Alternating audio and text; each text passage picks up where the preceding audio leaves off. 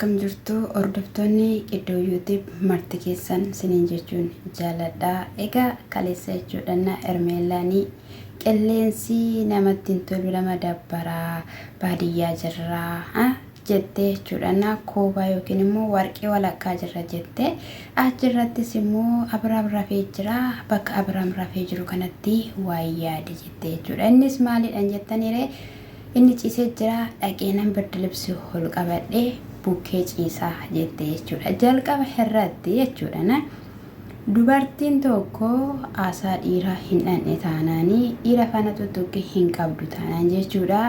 Onkaanii jechuudha birda libsi hol qabattee dhiira faana rafuu dhiisaati jechuudha. Gateetti dhiiraa tuquyyuu in dandeessu jechuudha. Maaliifidha kan barte kan leenjite jechuudha. Asumarraan kan isin jechuu barbaadu jechuudha. Malee gochuu hin dandeessu jechuudha. Ishiin kan bartee hojiin ishii kana kan ta'edha jechuudha. Ejjummaa jechuudha. Dhugaa dubbachuudhaa fi innaa jechuudha. Ilmi namaa immoo Abiraamiif immoo jechuudha. Kan ergaa qabu tokko keessummaan tokko gaafa mana keessan bulee simbiraa deemu garaan sinammaatiin beeku nuti ijoollee baadiyyaati. Ani jechuudha keessattuu ati mana wasiila koo baay'ee gara laafettidha. Isheetu na guddise waan ta'eef keessummaan gaafa nu bira bulee gara manaa galuu osoo keessummaan iyyuu dhufu baatee keessummaan na biraa deemu garaatu na hammaata jedhu jechuudha. Nuti illee jechuudha dhugaa isaan irraa jalaa argine namni gaafa mana keenya dhufee galuu bakka garaan nu hammaata jechuudha. Abiraamii Ruuttaa faana jireenya jiraachaa ture mana tokko alga tokko irra ciisaa turanii isa kana bira darbanii iyyuu kun haadha mucaa ta'uudhaaf ani haadha manaa koon dhabee haadha daa'ima kootiin dhabe jedhee utuu jechuudha wanti tokko itti dhagaamin jechuudha dubartii qabatee jechuudha haala kanadhaan gaddi tokko itti dhagaamin jechuudha dhugaa dubbachuudhaaf ani mucaa kanatti waatu godhame malee akkattidhaan nagaadha jedhee hin yaadu jechuudha. Haa ta'uyyuu malee gaashinii dhattee mana seentee jechuudha. Balballi hundumtiyyuu banaa maskootiin banaa ture. Asumaanis immoo jechuudha biyyi isaanii baadiyyaan baay'ee bareeda dhugaa dubbachuuf akka mana magaalaattidha kan jiru namatti tola jechuudha. Baay'ee bareeda asumaan biyyi keessan siniin jecha soqolattee gaashiin dhattee wanni ol qabatte jechuudha. Nama libsii ol qabattee dhattee haammattee bira ciifte yeroo kanatti.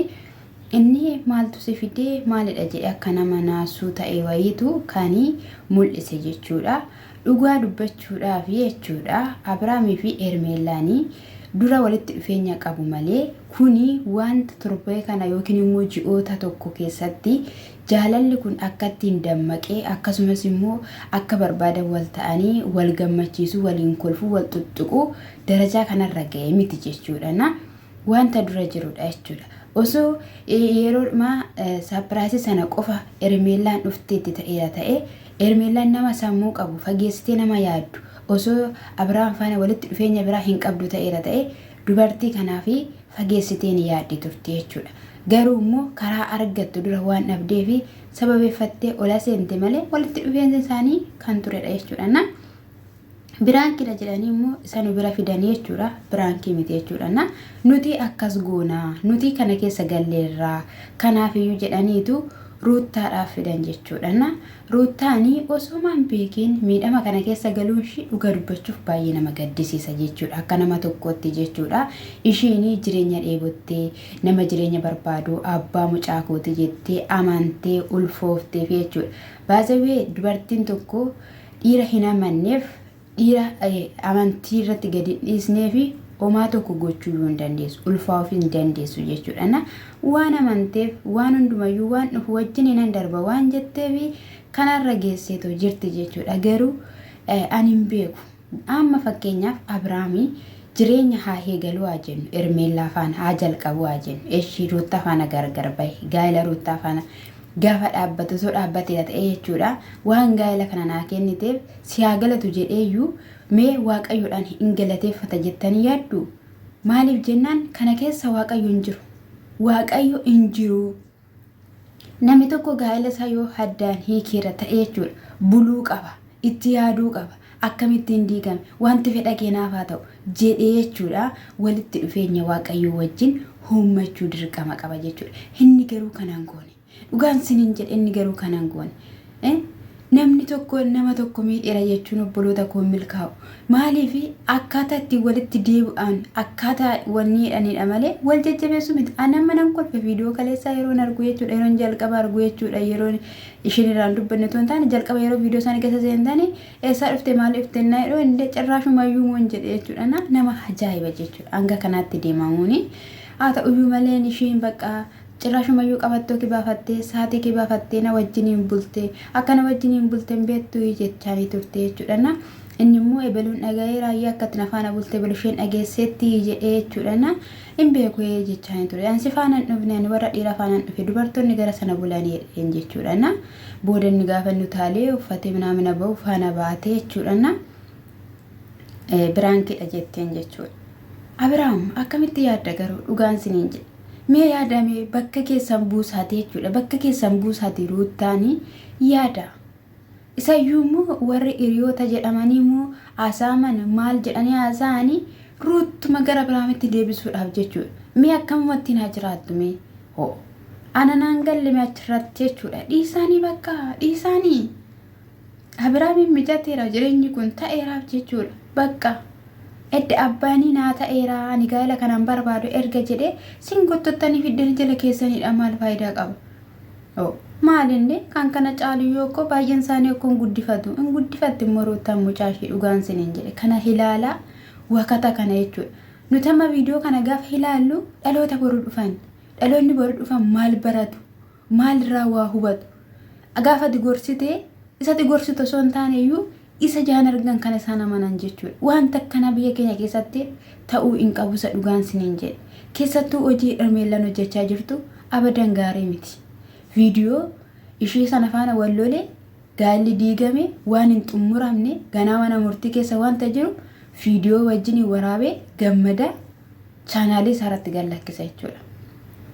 Diraamaa kana keessa osoo harkaan qabaanne immoo ta'eera ta'e chaanaalii isaarratti maal hojii gallakkisa chaanaalii ishee irratti hin gallakkisu fedhiidha bakka fedhii qaba inni gaa'ela waan barbaadu hin qabu dhugaan siniin jedhe isheetu barbaadaa ture malee inni fedhii hin qabu jechuudha isa kanadha sini ta'eera taanaan homaa rakkoo hin qabu nuti jireenya keessa miti kan jiraannu garuu immoo gaafa namni tokko miidhamu namatti dhugaa dubbachuuf namatti dhaga'ama jechuudha lakkaa namni jechuudha gaafa tokko dhossaatti siyaa guddisu namaan jedhee gaafa nama eebbisu qaba jechuudha maaliif dhossaatti siyaa guddisu namni namaan jedhaa yeroo namatti yaadu amaan otoo naman argatiin badiista otoo naman argatiin jechuudha isa kanadha akkasumas immoo faranjoon illee jechuudha ishiillee fidee ture jechuudha roottaadhaan jechuudha akka faranjiin jedhutti bilbila kun kaastu bilbila kuna jalaa kaasaa hin jirtu maaliif akka ta'e hin beeku waan ishiin natti qabamteef jedhee jechuudha wanti ta'amaa tures immoo wanta gaarii hin turre adda baaniitu jiru osoo dheewwachaa jirru kanii adda baanuma gochuu hin dandeenyu sallamaantu dhaabuu qaba ture jedhee jechuudha inni kun dhugaadha jechuudha sallamaantu dhaabuu qaba ture gaa'ela isaanii walii galteedhaan jechuudha sana saa ta'uu diigameetu jira jechuudha ishiinis hin dhufte yeroo ishiin dhuftutti roottaa yeroo naasii bilbila na jalaa hin kaastu jedheen jechuudha miseeji barreessan karaa sanaa yoo dhufte nan dhufa jetteetti jechuudha garuu ishiin immoo iddoo hundumatti hin argamti dhugaa dubbachuudhaafi inna dhufte yeroo ishiin dhuftutti maa'inni natti qabamtee jirtaa dhifa manaa godheennaani ani yeroon si barreessu akkasumallee miseeji kiyya argitee naaf hin deebisne yeroo sanatti immoo yeroo nan si barbaadu ture yeroo naniidhaani waan tokko akka na gargaartuudha ture garuu immoo yeroo sanatti naaf hin argamne kunis natti kanaaf hin sitti qabame akkasumas immoo viidiyoo ermeen lafa ifaana taate yeroo ati waraabdee gadi gallakkistuun arge kanaaf iyyuu ani namni naan abdadhe hundumtiyyuu naaf hin ba'uudha maaliif jedheen natti sitti qabame jetteen jechuudha kanaaf iyyuu innis immoo ani obbo yookiin immoo hiriyoonnumti koo waan achi keessa jiranii fi achi keessatti argame lafti nani tures immoo miseejiin midhano networkiin hin jiru jedheen jechuudha bakka ishee rakkoon qabu ani garuu akka obboleessa koo xiqqaattiin si yaada waan hundumayyuu si jechuu barbaada akkasumas waan namoonni kaleessallee abdadhee na biraa afaniiru isuma kanaaf natti dhaga'ame malee wanta biraa miti jetteen jechuudha kana boodas uddoo barbaaddetti na ergachuu naamanuu dandeessa ani wanti kun akka akkas ta'u hin barbaadu garuu mudda ta'e immoo oma gochuu hin danda'amu jedheen jechuudha. Ishiinis immoo namni itti gaa'elli diigame jalaa yookiin immoo namni jireenyi jalaa bittinnaa'ee akkatti sirbuu akkatti gammadu tasmayyuu hin danda'u. Akkasuma inni yaada hin qabu yaada jireenya kanaaf iyyuu rakkoon hin jiru jette jechuudha. Ani garuu akkati gadditee akkati dhiphattee jiraattu arguu hin barbaadu mucaa kee faana gammachuudhaan wanti hundumaan iyyuu jennaani rakkoo tokkollee hin qabu. Ani kana booda inimbuu barri boo'icha koo darbeera. Inni na biraan faana ol bahee gadi bahee bu'aa ture hingaa. Inni nani dubartii faana kaachaa ture hingaa. Dhugaa dubbachuudhaaf meechuudha akka nama xoorinnatii loluutti ofirraa deebisutti mee mankaraaraa turte jechuudha. Kan ishiidha ta'ee ishiin taanetti jechuudha. Ani maal akka yaadi beektu jechuun namoonni akkana wanta akkana irratti dhufu jechuudha. Calluma jedhanii yeroo muraasa wayiidhaaf garoobsas namaaf hin laatu malee jechuudha.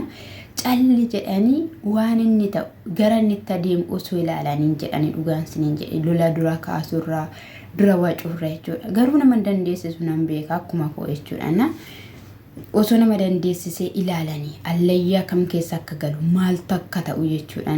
Maal akka fidee dhufu jechuudha. Toobsa qabaatanii namaaf danda'ame calluma jedhanii ilaalanii gaariidha jechuudha. Garuu simmoo yeroo tokko jireenya soo wajjin jiraattu akkatti callistus hin qabdu malee siniin jechuun jaaladha.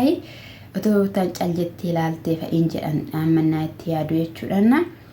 Isa kanadha Hermeellaanii abada irraa gargar baatiin Abrahaam irraa sobadha yoo akkuma carraa ta'ee sabala wayiidhaanii afurri irra jiru kun wanti ishiin itti goote kun iyyeerraa bahe. Yoo iyyuu irraa bahe immoo deebi'ee immoo Abrahaam iyyuu ishii dhiisaa kan jedhudha. Isa kanadha mee maal akka ta'u maal akka wanni jedhu walumaan ilaallanna. Rakkoo tokkollee hin qabu jettee jirte jechuudha. Dhugaa dubbachuuf garuu baay'ee baqqaanna akkatti ilaalamte jechuudha. Ani hubadheeyyuu wanni kana faanaan ilaaluu jalqabe jechuudha. Faranjii kana faanaan baay'ee huqqatte jechuudha. Akka Waaqayyo gaashee keessus abdiif amantii guddaa qabna. Garuu Waaqayyo waca akkanaa gaa'ela akkanaa nu haa oolchu. Dhugaa osoo gammachuun argiin edda wal fuudhanii jiqjiqee lola. Wanti hundumti isaayyuu lolumaan xumurame lolumaan jalqabameet gaafa lolumaan jalqabame lolumaan xumurame dhugaa dubbachuuf jechuudha.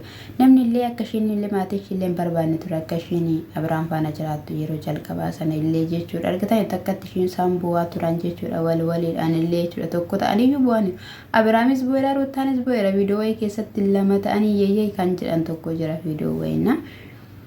Isa kanatiniin jechuun jaaladha maalumaaf iyyuu Hermeellaa gammadisiin jenna. Abrahaam immoo Hermeellaa faana hanga yoomitti akka adeemtu dhaabbannee yeroo ilaallu ta'a. Maaliif jennaani namni nama boochise namni nama gaddisiise milkaan isaa xiqqoo muraasadha. Eeyyee balleessiteetti Ruutaan akkasumas immoo isatti balleessite sana ishiin akka sirreessu taatee dhiirotas fiddeetti namoonni baay'een tokko shimmoo jechuudha. Naruuchatoonni wanta argite jechuudha. Kan akka buruukee kuni warqii dheefi Hermii warqii kenneef warqiin kenneef birrii kenneef inni jechuudha. Akka Abrahaam naafuuf jedhaniitidha malee inni hojiidha waan akkasiitidha. Ati hin taphattabiin oduu nama oduun taphattabiin hin qammasta buruushile dubartii jechuudha. Alangeedhaan si cagaddeessu tumtee si dhuunfachiifte jilbaan si deemsistu sittaa qabuun jedhan akka kootti. Innaa isheenis balleessiteetti sirreessuudhaaf jettee waan baay'ee gootee gaayyiin taanee nuyi garuu gaafa fiiduu kana laallu barnoota irraa fudhachaa akkam akka gochuu qabnu gaa'ela keenya garamii akkaataa ta'e irraa barachaa deemuu qabna siniin jedha. Sin immoo qeddoo YouTube kana subscribe like gochuudhaanii qimamiyyee si wajjin jirra jabaadhu naan jedha siniin jedha. Baay'een keessan jechuudha jabaadhu hojjadhu abdiin kutatiin naan jechaa jirtu jechuudha. Galatuuma an siniin jedha Oromoo.